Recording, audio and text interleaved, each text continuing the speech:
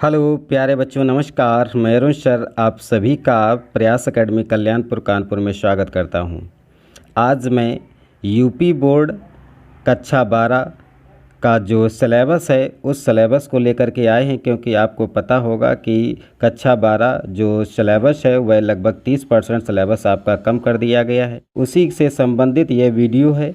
तो इस वीडियो में मैं आपको यह बताऊंगा कि कक्षा 12 सब्जेक्ट रसायन विज्ञान जो है उस रसायन विज्ञान को मुख्य रूप से लेकर के आए हैं, क्योंकि यह मेरा मेन सब्जेक्ट है केमिस्ट्री अर्थात रसायन विज्ञान। तो रसायन विज्ञान सब्जेक्ट को लेकर के आए हैं और इस सब्जेक्ट के बारे में हम आपको संपूर्ण जानकारी देंगे कि रसायन विज्ञान के सिलेबस में कौन सा चैप्टर या किसी चैप्टर में कौन सा टॉपिक कम किया गया है या हटाया गया है, उस सभी से संबंधित यह बहुत ही महत्वपूर्ण वीडियो है। तो इसलिए इस वीडियो को आप अंत तक देखें, क्योंकि आपको यहाँ से बहुत ही महत्वपूर्ण सूचना की जानकारी आपको प्राप्त हो पाएगी। क्योंकि आपको पता है यदि आप अच्छी तैयारी करना चाहते हैं तो अच्छी तैयारी करने के लिए आपको सबसे पहले अपने सिलेबस पर पूरा फोकस करना चाहिए, क्योंकि यदि आपको सिलेबस बहुत अच्छे से तैयार होता है तो उसी सिलेबस के आधार पर आप अपनी तैयारी की रणनीति बनाते हैं और आप अच्छी तैयारी कर पाते हैं। जब आप अच्छी तैयारी आपकी हो पाती है तो भी आप परीक्षा में अच्छे नंबर स्कोर कर पाते हैं। तो अच्छे नंबर स्कोर करने के लिए आपके लिए सबसे ज़्यादा ज़रूरी है अपने सिलेबस पर फोकस करना। तो उस सिलेबस को लेकर के आए हैं और आपको ये बताएंगे कि रसायन विज्ञान में कौन सा चैप्टर हटाया गया है या किसी चैप्टर में कौन सा टॉपिक कम किया गया है या हटाया गया है। उन सभी से महत्वपूर्ण चर्चा इस वीडियो में आपको प्राप्त हो पाएगी। तो इसलिए आप वीडियो को अंत तक पूरा देखते रहें। और अच्छी तैयारी के लिए आप हमसे जुड़ना चाहते हैं तो आप हमसे जुड़ने के लिए वर्तमान में ऑनलाइन क्लासेस की व्यवस्थाएं चल रही हैं। इसलिए आप यूट्यूब में जा कर के आप प्रयास एकेडमी कल्याणपुर कानपुर के नाम से सर्च करेंगे तो आपको हमारी संस्था प्राप्त हो पाएगी वहां से, और आप उसे सब्सक्राइब कर लें और बेल आइकन बटन अवश्य दबा लें, क्योंकि इसी प्रकार या इससे संबंधित जितने भी महत्वपूर्ण वीडियो या सूचनाएं हैं वह आपको तत्काल प्राप्त हो पाएंगे। तो लिए तत्काल सूचनाओं को प्राप्त करने के लिए आप हमारे चैनल को सब्सक्राइब करें और बेल आइकन बटन अवश्य दबाएं, क्योंकि तभी आपको सूचना तत्काल प्राप्त हो पाएगी। तो आइए चलते हैं अपने सिलेबस पर कि सिलेबस में 30% जो कम किया गया है वह किस जगह से कहां से कम किया गया और अब आपको कितना सिलेबस तैयार करना रहेगा और पेपर किस प्रकार का बनेगा, किस चैप्टर से कितने नंबर के प्रश्न बनेंगे, उन सभी पर यहाँ पर एक महत्वपूर्ण चर्चा देखने को आपको मिलेगी। तो आइए चलते हैं। जैसा कि आपको पता है कि ये कोरोना महामारी की वजह से आपका जो पठन पाठन प्रक्रिया थी वह बाधित रही है, तो उसी को ध्यान में मद्देनज़र रखते हुए आपका सिलेबस 30% कम कर दिया गया है।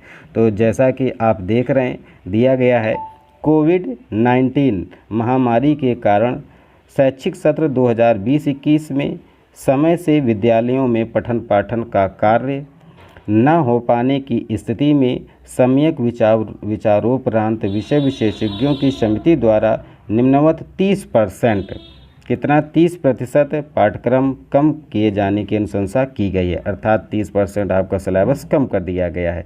तो आइए सबसे पहले देखते हैं एक संक्षेप में नज़र पहले सभी चैप्टरों पर डाल लीजिएगा, उसके बाद में आपको इसको जूम करके दिखाते हैं तो आपको अच्छे से समझ में आ पाएगा। तो देखते हैं, जैसे कि आपका फर्स्ट चैप्टर है आपका ठोस अवस्था, सेकंड चैप्टर आपका विलयन है, उसके बाद में थर्ड चैप्टर आपका वैद्युत रसायन है और फोर्थ चैप्टर आपका रासायनिक बलगतिकी है। उसके बाद में 5 चैप्टर आपका पृष्ठ रसायन है। उसके बाद में 6 चैप्टर आपका था तो तत्वों के निष्कर्षण के सिद्धांत एवं प्रक्रम था। उसके बाद में आपका जो 7th चैप्टर था वह था पी ब्लॉक का तत्व, और पी ब्लॉक तत्व में आपको 4 वर्ग पढ़ने होते थे, 15, 16, 17 और 18। उसके बाद में आपका 9 नंबर जो सिलेबस था, जो 9वां नंबर आपका चैप्टर है वह उपसर्ग संयोजी यौगिक है। उसके बाद में आपका हैलो एल्केन हैलो एरिन्स, ये आपका 10 नंबर चैप्टर है। उसके बाद में 11 नंबर चैप्टर एल्कोहल फिनॉल और ईथर है। उसके बाद में आपका 13 नंबर चैप्टर आपका दिया है नाइट्रोजन युक्त कार्बनिक यौगिक। उसके बाद में नेक्स्ट चैप्टर है आपका जैवअणु। उसके बाद में नेक्स्ट चैप्टर आपका था बहुलक। उसके बाद में आपका अगला चैप्टर था लास्ट चैप्टर, वो था दैनिक जीवन में रसायन। तो इन चैप्टरों को आपने देखा, ये आपके सबसे पहले इन सभी चैप्टरों के बारे में आपको पढ़ाई करनी होती थी, तैयारी करनी होती थी। अब कौन से चैप्टर को हटाया गया है, कौन से चैप्टर में कौन सा टॉपिक कम किया गया, आइए उस पर एक नज़र डालते हैं। तो इसको जूम कर लेते हैं ताकि आपको अच्छे से समझ में आए। तो आइए चलते हैं, देखते हैं। आपको जूम करके अब आपको अच्छे से समझ में आ रहा होगा। देखते हैं, आपका फर्स्ट यूनिट जो थी ठोस अवस्था, फर्स्ट यूनिट थी आपकी ठोस अवस्था। तो उस ठोस अवस्था चैप्टर से आपको विद्युत चुंबकीय गुणों, उनके बैंड सिद्धांत, चालक, अर्धचालक और एन व पी प्रकार के अर्धचालक, इन सभी के बारे में आपको तैयारी करनी है। उसके बाद में नेक्स्ट चैप्टर आपका विलयन है। विलयन से आपको असामान्य आणविक द्रव्यमान, वान ठाप गुणांक, इन सभी के बारे में अर्थात विलयन चैप्टर आपको संपूर्ण तैयार करना होगा। उसके बाद में नेक्स्ट चैप्टर आपका वैद्युत रसायन है। वैद्युत रसायन में आपको सभी तैयारी करनी रहती है, जैसे जो टॉपिक हैं वो पहले के ही टॉपिक है, लेकिन एक इसमें संशोधन किया गया, एक चीज़ हटाया गया। क्या? इसमें आपको प्रारंभिक विचारों के बारे में अर्थात वैद्युत अपघटन के जो कई नियम थे, उन सभी नियमों को डिटेल रूप में नहीं पढ़ना है, केवल शार्ट फॉर्म में आपको तैयार करना रहेगा।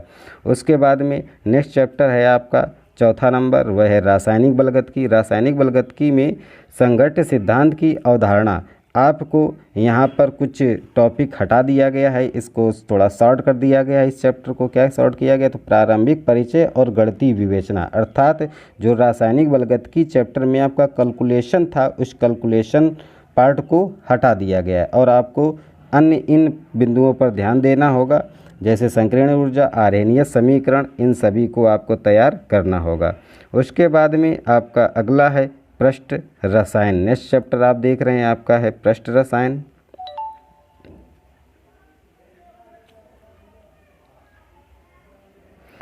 तो पृष्ठ रसायन में आपको उत्प्रेरक, समांगी, विषमांगी, सक्रियता, चयनात्मक, एंजाइम, उत्प्रेरण, पायस के प्रकार, इन सभी पर संपूर्ण जो आप जानकारी करते थे, पहले जो तैयारी करते थे, वही आपको पृष्ठ रसायन में तैयारी करनी है।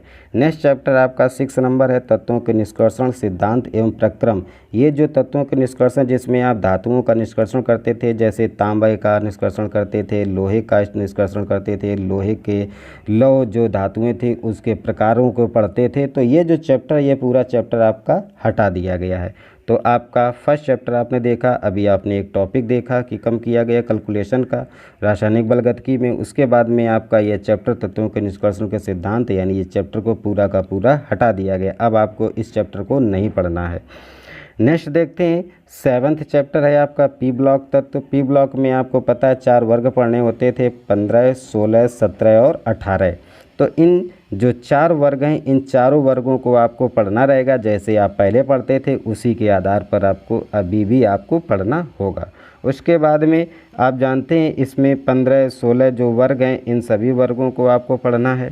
तो आइए नेक्स्ट अब चलते हैं।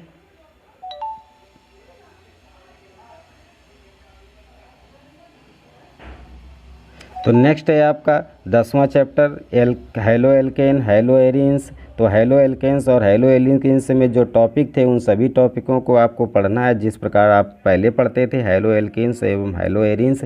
तो उन सभी टॉपिकों को पहले की तरह ही पढ़ना रहेगा, सभी कंपाउंडों को इसके अंतर्गत आने वाले। उसके बाद में नेक्स्ट नंबर चैप्टर नंबर 11 है एल्कोहल, फिनॉल एंड ईथर। तो ये जिस प्रकार से आप पहले तैयार करते थे, इसी प्रकार से अभी भी इसके सभी कंपाउंडों को आपको तैयार करना रहेगा। उसके बाद में आपका चैप्टर नंबर 13 है, जो है नाइट्रोजन युक्त कार्बनिक यौगिक। तो नाइट्रोजन युक्त कार्बनिक यौगिक है, इसको भी आपको तैयार करना है, जैसे कि आप पहले पढ़ते थे उसी के आधार पर इसको पढ़ेंगे। लेकिन इसमें थोड़ा सा आपको संशोधन किया गया, उचित स्थानों पर संदर्भ दिए जाएंगे, अर्थात जो उचित रूप में होंगे, जो यानी बेसिक लेवल के होंगे, उनसे संबंधित यहाँ से प्रश्न दिए जाएंगे। उसके बाद में नेक्स्ट नंबर है आपका चैप्टर नंबर 14, जो है आपका जैवाणु, बायोमॉलिक्यूल्स। इसमें जो बायोमॉलिक्यूल्स अर्थात जैवाणु, जिसमें विटामिन्स और सैकेराइड तो ये सभी जो आप तैयारी करते थे वही आपको तैयार करना रहेगा, यानी संपूर्ण चैप्टर पहले की तरह ही इसको पढ़ना रहेगा। उसके बाद में चैप्टर नंबर 15 पर चलते हैं, जो है बहुलक। आप इसमें जानते थे इसमें प्लास्टिक, बैकेलाइट, रबर और प्राकृतिक रबर, कृत्रिम रबर, इन सभी के बारे में संपूर्ण चर्चा करते थे, लेकिन यह चैप्टर आपका अब हटा दिया गया। अब आपको बहुलक चैप्टर को नहीं पढ़ना है। तो आपने अभी देखा कितने चैप्टर आपके हो गए, 2 चैप्टर आपके हटा दिए गए। पहला चैप्टर कौन सा हटाया गया, तो आपने देखा तत्वों के निष्कर्षण के सिद्धांत से संबंधित चैप्टर था, जिसमें धातुओं का निष्कर्षण किया जाता था, वह चैप्टर हटा दिया गया। उसके बाद में बहुलक चैप्टर, जिसमें प्लास्टिक, पॉलीथीन, रबर वगैरह आप तैयार करते थे, तो इन चैप्टरों को भी हटा दिया गया। अर्थात 2 चैप्टर या अभी तक आपने देखा कि हटा दिए गए हैं। उसके बाद में नेक्स्ट चलते हैं आपका, तो नेक्स्ट है आपका चैप्टर नंबर 16। चैप्टर नंबर 16 में आपको दैनिक जीवन में रसायन जो चैप्टर था, एवरीडे लाइफ ऑफ केमिस्ट्री जो चैप्टर था, उस चैप्टर को पूरी की पूरी तरह उसको हटा दिया गया। अर्थात 3 चैप्टर हो गए। तो आपने अभी देखा कितने चैप्टर हो गए, 3 चैप्टर, यानी 3 चैप्टरों को पूरा हटा दिया गया। अब आपको इनके बारे में तैयारी नहीं करनी है। तो इस प्रकार से आपने देखा आपको 3 चैप्टरों को हटा दिया गया और एक चैप्टर में आपका एक टॉपिक कम कर दिया गया है, कैलकुलेशन से संबंधित, जो रासायनिक बलगत की चैप्टर था। उसके बाद में आपने देखा कि कुछ टॉपिकों में बेसिक लेवल से प्रश्न पूछे जाएंगे। तो इस प्रकार से लगभग ये 30% के समथिंग हो जाता है। तो ये चैप्टर आपका जो सिलेबस था वह आपका कम कर दिया गया है। उसके बाद में आगे चर्चा करते हैं। तो आगे है आपका कि पाठ्यक्रम से हटाए गए प्रयोगों की सूची। अर्थात जो आप जानते हैं कि आपका टोटल केमिस्ट्री 100 नंबर की होती है। 100 में आपका जो 70 मार्क्स होते हैं ये आपके थ्योरी पोर्शन से बनता है, और उसके बाद में जो 30 नंबर्स होते हैं ये आपका प्रैक्टिकल बनते थे। तो टोटल मिला के आपका 70 बनता था। तो 70 में जो 30 नंबर हैं, यानी जो प्रैक्टिकल वाले हैं, तो प्रैक्टिकल वाले सब्जेक्टों में भी टॉपिकों को हटाया गया है। तो वह किसको हटाया गया है, जैसे कि सतह रसायन से आपका द्रव स्नेही तथा द्रव विरोधी कोलाइड का सॉल्व बनाना होता था, वह भी हटा दिया गया है। और द्रव विरोधी स्टार्च, गोंद, अंडे की एल्ब्यूमिन, जर्दी से संबंधित जो प्रयोगात्मक प्रयोग किया जाता था वह भी हटा दिया गया है। तो ये हटाए गए जितने भी टॉपिक हैं उन सभी टॉपिकों की ये सूची आपकी दे रखी है, जो कि आपको जो आपके अध्यापक पढ़ाते होंगे वह उनसे आपको जानकारी प्रयोगात्मक के आधार पर दे दी जाएगी कि कौन सा प्रयोगात्मक में कौन सा प्रयोग आपका हटा दिया गया है और कौन सा आपको करना है। तो उसकी जानकारी आपको विषय अध्यापक से आपके प्राप्त हो जाएगी। नेक्स्ट अगर और बात करते हैं तो अब देखते हैं कि जो आपका यानी जो आपका जो प्रश्न है वह किस प्रकार से प्रश्न पत्र बनेगा। उस प्रश्न पत्र पर बनने वाले प्रश्न पत्र पर एक विशेष चर्चा करते हैं कि किस प्रकार से, किस टॉपिक से, कहाँ से किस प्रकार का प्रश्न पूछा जाएगा और कहाँ से कैसा बनेगा। तो आइए चलते हैं उस पर एक नज़र डालते हैं कि किस प्रकार से आपका प्रश्न पत्र बनाया जाएगा, यानी किस योजना के आधार पर कहाँ से कितने नंबर के, यानी जो प्रश्न आएंगे आपके वह प्रश्न यानी कितने प्रश्न कितने नंबर के पूछे जाएंगे, उससे संबंधित एक महत्वपूर्ण चर्चा करते हैं। तो जैसा कि आप देख रहे हैं आ जाएगा, जैसे बहुविकल्पी में का, खा, गा, घा, अणा, चा, यानी टोटल आपको 6 प्रश्न दिए जाएंगे और 6 प्रश्न, प्रत्येक प्रश्न आपका 1-1 नंबर का होगा। तो टोटल आपके 6 नंबर के आएंगे बहुविकल्पी प्रश्न। उसके बाद में आपको प्रत्येक प्रश्न 2 अंक का दिया जाएगा, का, खा, गा, यानी एक प्रश्न में 4 खंड होंगे, का, खा, गा, घा, और प्रत्येक खंड आपका 2-2 नंबर का होगा। तो 4 प्रश्न होंगे तो आपके 4 दूनी 8 नंबर यहाँ से बनेंगे। उसके बाद में बात करते हैं आगे भी, जैसे तीसरा दिया गया है, तीसरे यूनिट पर आपका कि का, खा, गा, गा, यहाँ पे भी आपके 4 प्रश्न होंगे। 4 प्रश्न, प्रत्येक प्रश्न 2 अंक का होगा। तो 4 दूनी 8 नंबर यहाँ से बनाए जाएंगे। उसके बाद में का, खा, गा, घा, आपके 4 प्रश्न और होंगे। यहाँ पे 3-3 नंबर के 4 प्रश्न बनाए जाएंगे। तो 4 तें आपके कितने हो गए जा करके, तो 12 प्रश्न हो जाएंगे। उसके बाद में 4 प्रश्न 4-4 नंबर के दिए जाएंगे। तो 4-4 चौके 16 हो जाएंगे, यानी 16 नंबर का आपका प्रश्न बनेगा। उसके बाद में का, खा 2 प्रश्न दिए जाएंगे। एक प्रश्न में 2 खंड होंगे और प्रत्येक खंड आपका कितने का होगा, तो प्रत्येक प्रश्न आपका 5 अंक का होगा। तो 2 प्रश्न 5 दूनी 10 नंबर के यहाँ से प्रश्न बनेंगे। उसके बाद में आपका 2 यानी एक प्रश्न में 2 प्रश्न और दिए जाएंगे तो वह भी 5-5 नंबर के होंगे, तो 5 दूनी 10 नंबर यहाँ से भी बनेगा। तो इस प्रकार से अगर टोटल काउंट करेंगे तो टोटल काउंट करने के बाद टोटल जो आपका बनेगा जो थ्योरेटिकल पोर्स वह 70 नंबर का बनेगा। अब आगे चलते हैं, देखते हैं कि किस अब आगे आइए देखते हैं कि किस चैप्टर से कितने नंबर का प्रश्न पूछा जाएगा। तो उनसे संबंधित एक चर्चा करते हैं। जैसे कि आप देख रहे हैं यह ठोस अवस्था है जो सॉलिड स्टेट आपका फर्स्ट चैप्टर से आपका 5 नंबर का प्रश्न पूछा जाएगा। उसके बाद में सेकंड है आपका विलयन से आपका 7 नंबर का प्रश्न पूछा जाएगा, जबकि इसके पहले विलयन से 5 नंबर का प्रश्न पूछा जाता था और अब वर्तमान में विलयन से 7 नंबर के प्रश्न बनेंगे। यानी विलयन चैप्टर जो है ये बहुत ही महत्वपूर्ण चैप्टर है और ये थोड़ा सा लेंथी भी है, तो इसको अवश्य पढ़ें क्योंकि यहाँ पे आप देख रहे हैं कि 7 नंबर का यहाँ से प्रश्न बनेगा। तो जितने भी चैप्टर हैं इन सभी चैप्टर आपके बहुत ही महत्वपूर्ण है क्योंकि प्रत्येक चैप्टर से काफ़ी प्रश्न बनने की संभावनाएं अब हैं, काफ़ी प्रश्न क्योंकि बनेंगे। तो जितने भी चैप्टर सभी चैप्टर आपके बहुत ही महत्वपूर्ण है, इसलिए प्रत्येक चैप्टर पर आपकी नज़र रखना अति आवश्यक है क्योंकि प्रत्येक चैप्टर से काफ़ी मात्रा में अंक आपको प्राप्त होते हैं। तो इसलिए आप सभी चैप्टरों पर एक विशेष ध्यान रखें। जैसे कि आप देख रहे हैं ठोस अवस्था में 5 अंक का पूछा जाएगा। विलयन चैप्टर है जो इसमें 7 नंबर का प्रश्न बनेगा, जबकि इसके पहले इसमें 5 नंबर का प्रश्न बनता था और ठोस अवस्था से पहले 3 नंबर का प्रश्न बनते थे, लेकिन अब 5 नंबर के बनेंगे। तो इसलिए क्योंकि आपने देखा कि जितने चैप्टर हटा दिए गए उन चैप्टरों के नंबरों को इन जो बचे हुए चैप्टर हैं इनमें एडजस्ट किया गया है। जैसे कि वैद्युत रसायन चैप्टर, वैद्युत रसायन में 5 नंबर का चैप्टर पूछा जाएगा। जो वैद्युत रसायन पहले भी 5 नंबर का पूछा जाता था वह आज भी 5 नंबर का पूछा जाएगा। उसके बाद में रासायनिक बलगतकी से आपका 5 नंबर का प्रश्न बनेगा। तो 5 नंबर का प्रश्न कहाँ से बनेगा, तो रासायनिक बलगतकी से बनेगा, जो कि पहले भी आपका 5 नंबर का बनता था। उसके बाद में आगे चलते हैं पृष्ठ रसायन में 5 नंबर का प्रश्न बनेगा। तो पृष्ठ रसायन से 5 नंबर का प्रश्न बनेगा, जबकि पहले पृष्ठ रसायन से पहले 4 नंबर का प्रश्न पूछा जाता था। उसके बाद में आपका पी ब्लॉक के तत्व में 7 नंबर का प्रश्न पूछा जाएगा, जबकि पहले भी पी ब्लॉक के तत्व जो चैप्टर था उससे 7 नंबर का पहले भी पूछा जाता था। वर्तमान में भी 7 नंबर का प्रश्न पी ब्लॉक के तत्वों से बनेगा। उसके बाद में आते हैं डी और एफ ब्लॉक के तत्व। यहाँ डी और एफ ब्लॉक के तत्वों से 4 नंबर का प्रश्न पूछा जाएगा, जबकि पहले की अगर बात की जाए तो पहले यहाँ से केवल 3 नंबर का प्रश्न बनता था डी और एफ ब्लॉक के तत्वों से। अब 4 नंबर का प्रश्न यहाँ से पूछा जाएगा, यानी 1 नंबर यहाँ पे भी बढ़ा दिया गया है। उसके बाद में चलते हैं उपसय संयोजी यौगिक से आपका 6 नंबर का प्रश्न बनेगा और उपसय संयोजी से पहले जो बनते थे प्रश्न वह 4 नंबर के पूछे जाते थे, लेकिन वर्तमान में अब 6 नंबर का प्रश्न यहाँ से पूछा जाएगा। उसके बाद में हाइलो एल्केन और हाइलो एरियंस की बात करें तो अब 5 नंबर का प्रश्न पूछा जाएगा, जबकि इससे पहले यहाँ से 4 नंबर का प्रश्न आता था, लेकिन अब यहाँ से आपका 5 नंबर का प्रश्न पूछा जाएगा।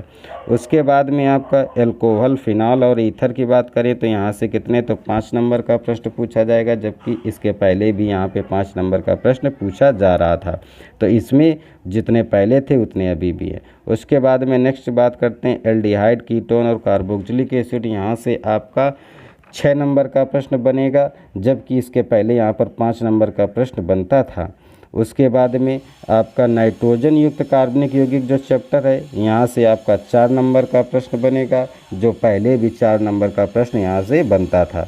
उसके बाद में बात करते हैं जैव अणु, जो मॉलिक्यूल्स चैप्टर है, तो जैव अणु आपका यहाँ से आपका 6 नंबर का प्रश्न बनेगा।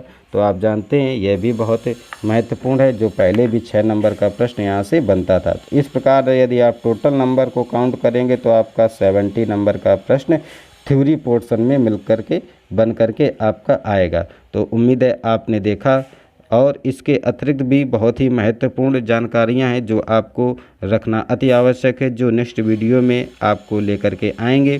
तो इस प्रकार आपने देखा कि संपूर्ण जितना भी सिलेबस था उस सिलेबस से संबंधित मैंने संपूर्ण जानकारी आपको दी है। और बेहतर तैयारी यदि आप करना चाहते हैं तो आप हमारे संस्था प्रयास अकेडमी कल्याणपुर कानपुर से जुड़ें। वर्तमान में यहाँ पर ऑनलाइन व्यवस्था चल रही है, तो ऑनलाइन जुड़ने के लिए आप यूट्यूब में जाएं और प्रयास अकेडमी कल्याणपुर कानपुर सब्सक्राइब करें। वहाँ पे आप हमारी संस्था को पाएंगे और उसमें लिंक ओपन करके आप चैनल को सब्सक्राइब करें, बेल आइकन बटन दबाएं और आप अच्छे से अपनी तैयारी, संपूर्ण तैयारी आप अच्छे से विधिवत रूप में करें और आप नंबर अच्छे स्कोर पर कर पाएँ। क्योंकि जब आप कोई पद, कोई श्रेणी पाते हैं तो आप बहुत गर्व महसूस होता है। तो आइए, सभी को उम्मीद है यह पसंद आया होगा। सभी को जय हिंद, नमस्कार।